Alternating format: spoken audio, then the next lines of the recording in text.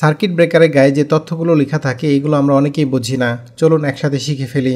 সবার উপরে লেখা আছে কোম্পানির নাম, এটা হচ্ছে এলজি কোম্পানি। এরপর লেখা আছে C63।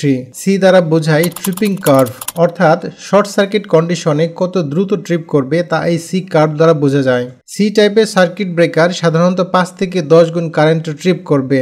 আর 63 দ্বারা কি বোঝাচ্ছে? 63 হচ্ছে এর রেটেড কারেন্ট, অর্থাৎ 63 অ্যাম্পিয়ার পর্যন্ত সে নর্মালি কারেন্ট বহন করতে পারে। 63 অ্যাম্পিয়ারের বেশি কারেন্ট যদি প্রবাহিত হয় তাহলে 2-1 মিনিটের মধ্যে এটা ট্রিপ করবে। ইনভার্টার, এসি, ফ্রিজ, মোটর সহ বাসা বাড়িতে সি টাইপ এমসিবি ব্যবহার করা যায়।